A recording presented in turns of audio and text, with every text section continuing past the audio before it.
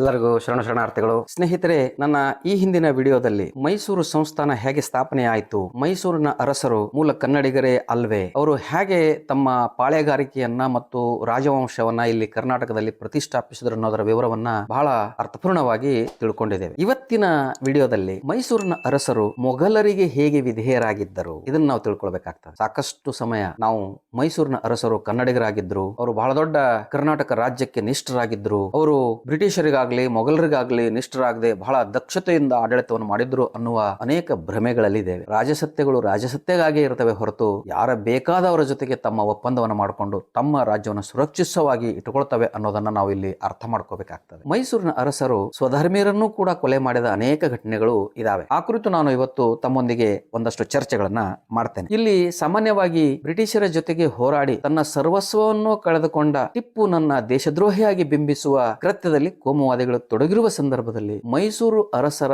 ಮತ್ತೊಂದು ಮುಖವನ್ನು ನಾವಿಲ್ಲಿ ಪರಿಚಯ ಮಾಡುವ ಅಗತ್ಯ ಇದೆ ಅಂತ ನಾನು ಅನ್ಕೊಳ್ತೇನೆ. ಟಿಪ್ಪು ಸಾವಿರಾರು ಪರಧರ್ಮೀಯರನ್ನ ಕೊಲೆ ಮಾಡದ ಅನ್ನುವರು. ಒಡೆಯರು ಸಾವಿರಾರು ಸ್ವಧರ್ಮೀಯರನ್ನ ಹೇಗೆ ಕೊಲೆ ಮಾಡಿದ್ರು ಅನ್ನೋದು ಕೂಡ ತಿಳ್ಕೊಳ್ಳುವ ಅಗತ್ಯ ಇದೆ.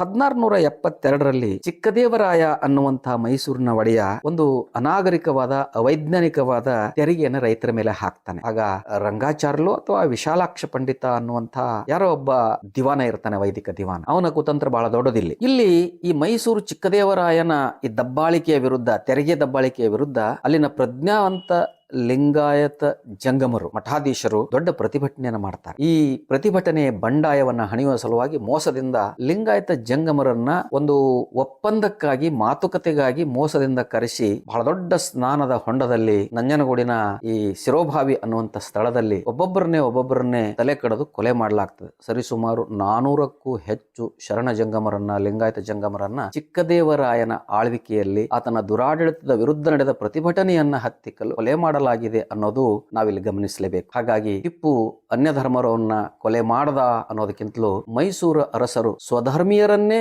ಹೇಗೆ ಕೊಲೆ ಮಾಡಿದ್ರು ಅನ್ನೋದು ಕೂಡ ಬಹಳ ಮಹತ್ವದ ಸಂಗತಿ ಆಗ್ತದೆ ಅನ್ನೋದನ್ನ ನಾವಿಲ್ಲಿ ಗಮನಿಸಬೇಕು. ಈ ಕಾವಿಧಾರಿ ಶರಣಜಂಗಮರನ್ನ ಕೊಲೆ ಮಾಡಲು ಆದೇಶವನ್ನ ಆತ ಬಹಿರಂಗವಾಗಿ ಹೊರಡಿಸ್ತಾನೆ ರಾಜ. ಇದು ಮಿಲ್ಕ್ಸ್ ನ ತನ್ನ ಕೃತಿಯಲ್ಲಿ ಕೂಡ ಬಹಳ ಚೆನ್ನಾಗಿ ವಿವರಿಸಲಾಗಿದೆ.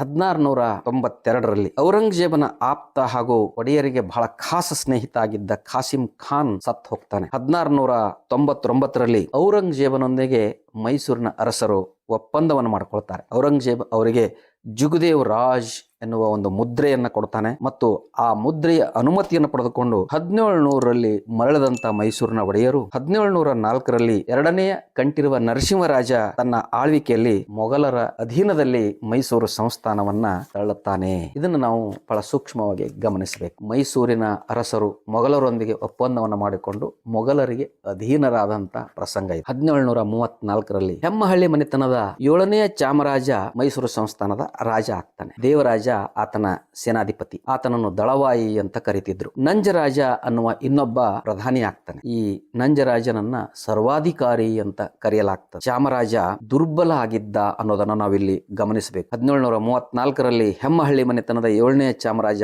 ಒಡೆಯರ್ ರಾಜನಾದಾಗ ಆತನ ಸೇನಾಧಿಪತಿ ದೇವರಾಜ ಮತ್ತು ನಂಜರಾಜ ಆತನ ದಳಪತಿ, ಈತ ಸರ್ವಾಧಿಕಾರಿ. ಈ ಚಾಮರಾಜ ಬಹಳ ದುರ್ಬಲ ಆಗಿದ್ದರಿಂದ ದೇವರಾಜ ಮತ್ತು ನಂಜರಾಜ ಇಬ್ರು ಸೇರ್ಕೊಂಡು ಆತನನ್ನ ಬಂಧಿಸಿ ಕಬ್ಬಾಳ ದುರ್ಗದಲ್ಲಿ ಜೈಲಿನಲ್ಲಿ ಇಡ್ತಾರೆ.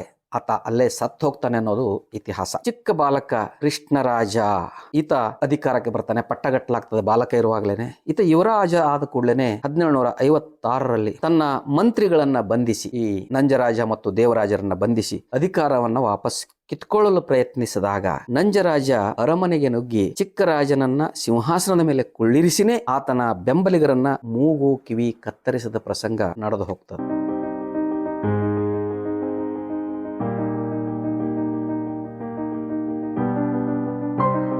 1824ರಲ್ಲಿ ಅಕ್ಟೋಬರ್ ತಿಂಗಳಲ್ಲಿ ಕಿತ್ತೂರು ಸಂಸ್ಥಾನದ ಮೇಲೆ ದಾಳಿ ಮಾಡಲು 700 ಕುದುರೆ ಸವಾರಿ ಸೈನಿಕರನ್ನ ಬ್ರಿಟಿಷರಿಗೆ ಮೈಸೂರು ಅರಸರು ನೀಡುತ್ತಾರೆ. ನಾವು ಬಹಳ ಸೂಕ್ಷ್ಮವಾಗಿ ಗಮನಿಸಬೇಕು. ಒಂದು ಕಡೆ ಇವರು ಮೊಘಲರ ಜೊತೆಗೆ ಒಪ್ಪಂದವನ್ನು ಮಾಡಿಕೊಂಡು ಅವರ ಅಧೀನ ಆಗ್ತಾರೆ. ಇನ್ನೊಂದು ಕಡೆ 1824ರಲ್ಲಿ ಕಿತ್ತೂರು ಚೆನ್ನಮ್ಮ ಬ್ರಿಟಿಷರ ಸಾಮ್ರಾಜ್ಯಕ್ಕೆ ಬೆದರಿಕೆ ಹಾಕಿದಾಗ 700 ಕುದುರೆ ಸವಾರಿ ಸೈನಿಕರನ್ನ ಬ್ರಿಟಿಷರ ನೆರವಿಗೆ ಮೈಸೂರು ಸಂಸ್ಥಾನ ನೀಡುತ್ತದೆ ಅನ್ನೋದು ಬಹಳ ಸ್ಪಷ್ಟವಾಗಿ ನಾವಿಲ್ಲಿ ಗಮನಿಸಬೇಕಾಗ್ತದೆ. ಅಂದು 12 ಲಕ್ಷ ನಿಧಿ ಬ್ರಿಟಿಷರ ಪಾಲಾಗ್ತದೆ. ಬ್ರಿಟಿಷರು ಮೈಸೂರು ಒಡೆಯರ ಬೆಂಬಲದಿಂದ ಕಿತ್ತೂರು ಸಂಸ್ಥಾನವನ್ನ ಜಯಿಸಿದಾಗ ಕಿತ್ತೂರು ಸಂಸ್ಥಾನದ ಬೊಕ್ಕಸದಲ್ಲಿದ್ದ 12 ಲಕ್ಷ ನಿಧಿಯನ್ನ ಬ್ರಿಟಿಷರು ತಮ್ಮ ಸುದೀರ್ಪಿಗೆ ತೆಗೆದುಕೊಳ್ತಾರೆ. ಹೀಗೆ ಕನ್ನಡ ನಾಡಿನ ಒಂದು ಬಹುಮುಖ್ಯವಾದ ಸಂಸ್ಥಾನ ಬ್ರಿಟಿಷರ ಪಾಲಾಗಲು ಮೈಸೂರಿನ ಅರಸರ ಯೋಗದಾನ ಎಂಥದ್ದು ಅನ್ನೋದನ್ನ ನಾವಿಲ್ಲಿ ಗಮನಿಸಬೇಕಾಗ್ತದೆ. ಇನ್ನು ಸಿಪಾಯಿ ದಂಗೆ ಹತ್ತಿಕ್ಕಲು 1857ರಲ್ಲಿ ಸಿಪಾಯಿ ದಂಗೆ ಆರಂಭ ಆಗ್ತದೆ. ಬ್ರಿಟಿಷರ ವಿರುದ್ಧ ಸಿಪಾಯಿಗಳು ದಂಗೆ ಹೇಳ್ತಾರೆ. ಈ ದಂಗೆಯನ್ನ ಹತ್ತಿಕ್ಕಲು ಬ್ರಿಟಿಷರು ಮೈಸೂರಿನ ಅರಸರಿಗೆ ಸಹಾಯ ಮಾಡಲು ಕೇಳಿಕೊಳ್ತಾರೆ. ಅಂದು ಮೈಸೂರಿನ ಅರಸರು ಬ್ರಿಟಿಷರಿಗೆ 2000 ಸಿಲ್ಲದಾರ ಕುದುರೆ ಸವಾರರನ್ನ ಕಳಿಸಿಕೊಡುತ್ತಾರೆ. ಇದು 1858ರಲ್ಲಿ ಮೈಸೂರಿನ 2000 ಸಿಲ್ಲಿದಾರ ಕುದುರೆ ಸವಾರರ ಸಹಾಯದಿಂದ ಸಿಪಾಯಿ ದಂಗೆಯನ್ನ ಬ್ರಿಟಿಷ್ ಸರ್ಕಾರ ಹತ್ತಿಕ್ತದೆ ಅನ್ನುವಂಥದ್ದನ್ನು ನಾವಿಲ್ಲಿ ಗಮನಿಸಬೇಕಾಗ್ತದೆ. ಇನ್ನು ಹೈದರ್ ಅಲಿಯನ್ನು ಸೋಲಿಸಲು 1782ರಲ್ಲಿ ಅಕ್ಟೋಬರ್ 28ರಂದು ಲಕ್ಷ್ಮೀ ಅಮ್ಮಣ್ಣಿ ಮೈಸೂರಿನ ಮಹಾರಾಣಿ ಬ್ರಿಟಿಷರೊಂದಿಗೆ ಒಂದು ಒಪ್ಪಂದವನ್ನ ಮಾಡ್ಕೊಳ್ತಾಳೆ ಅನ್ನೋದು ಕೂಡ ಇಲ್ಲಿ ನಾವು ಗಮನಿಸಬೇಕಾಗ್ತದೆ. ಇಲ್ಲಿ ಹೈದರಾಬಾದ್ ನಿಜಾಮ, ಪುಣೆಯ ಕ್ರೂರ ಪೇಶ್ವೆಗಳು ಬ್ರಿಟಿಷರ ಜೊತೆಗೆ ಸೇರ್ಕೊಂಡು 1799ರಲ್ಲಿ ಟಿಪ್ಪುನನ್ನ ಸೋಲಿಸಿ ಕೊಲೆ ಮಾಡಲು ಕಾರಣರಾಗುತ್ತಾರೆ. ಬಹಳ ಸ್ಪಷ್ಟವಾಗಿ ಹೈದರ್ ಅಲಿಯನ್ನು ಸೋಲಿಸಲು ಬ್ರಿಟಿಷರೊಂದಿಗೆ ಒಪ್ಪಂದ ಮಾಡಿಕೊಂಡಂತ ಲಕ್ಷ್ಮಮ್ಮಣ್ಣಿ, ಅದೇ ರೀತಿ ಮೈಸೂರಿನ ಅರಸರು, ಹೈದರಾಬಾದ್ನ ನಿಜಾಮ, ಪುಣೆಯ ಪೇಶ್ವೆಗಳು ಇವರೆಲ್ಲರೂ ಸೇರಿಕೊಂಡು ದೇಶಭಕ್ತನಾದ ಟಿಪ್ಪು ವಿರುದ್ಧ ಷಡ್ಯಂತ್ರವನ್ನು ಮಾಡುವ ಮೂಲಕ ಬ್ರಿಟಿಷರಿಗೆ ಸಹಾಯ ಮಾಡ್ತಾರೆ. ಆ ಮೂಲಕ ಒಬ್ಬ ದೇಶಭಕ್ತ ಟಿಪ್ಪುನ ಕೊಲೆಗೆ ಕಾರಣರಾಗ್ತಾರೆ ಅನ್ನೋದನ್ನ ಬಹಳ ಸ್ಪಷ್ಟವಾಗಿ ನಾವಿಲ್ಲಿ ಗುರುತಿಸಬೇಕಾಗ್ತದೆ.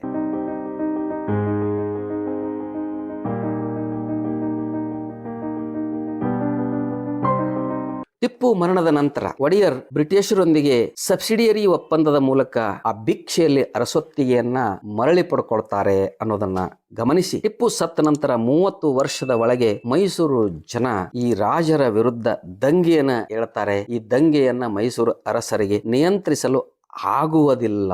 ಆಗ ಬ್ರಿಟಿಷರೇ ನೇರವಾಗಿ ತಮ್ಮ ಆಡಳಿತವನ್ನ ಆರಂಭ ಮಾಡ್ತಾರೆ ಅನ್ನುವಂಥದ್ದನ್ನು ನಾವಿಲ್ಲಿ ಗಮನಿಸಬೇಕು. ಹೀಗೆ 1831ರಲ್ಲಿ ಕೃಷ್ಣರಾಜ ಒಡೆಯರ್ ದಸರಾ ಸಮಯದಲ್ಲಿ ಲಾರ್ಡ್ ವಿಲಿಯಂ ಬೆಂಟಿಕ್ ಆತನಿಗೆ ಪತ್ರವನ್ನ ಬರೆದು ಮೈಸೂರಿನ ಆಡಳಿತ ಬ್ರಿಟಿಷರಿಗೆ ಬಿಡಿ ಅಂತ ಕೇಳ್ತಾನೆ. ತಕ್ಷಣ ಮರು ಮಾತನಾಡದೆ 1831ರಲ್ಲಿ ತನ್ನ ರಾಜ್ಯವನ್ನ ಕೊಟ್ಟು ಈ ಕೃಷ್ಣರಾಜ ಒಡೆಯರ್ ಆರಾಮವಾಗಿ ಕಾಲ ಕಳೀತಾನೆ. ಬ್ರಿಟಿಷ್ ಸರ್ಕಾರ ಮೈಸೂರಿನ ಸಂಸ್ಥಾನವನ್ನ ನುಂಗಿ ನೀರು ಕುಡಿತದೆ. ಮೈಸೂರಿನ ಒಡೆಯರು ಬ್ರಿಟಿಷರಿಗೆ ಅಧೀನರಾಗಿ ಕಪ್ಪು ಕಾಣಿಕೆಗಳನ್ನು ಒಪ್ಪಿಸಿ ಅವರ ವಿರುದ್ಧ ಪ್ರತಿಭಟಿಸದೆ ಸರೆಂಡರ್ ಆಗ್ತಾರೆ, ಶರಣಾಗತರಾಗ್ತಾರೆ ಅನ್ನೋದನ್ನ ತಿಳ್ಕೊಳ್ಬೇಕಾಗ್ತದೆ. ಶರಣಾರ್ಥಿ.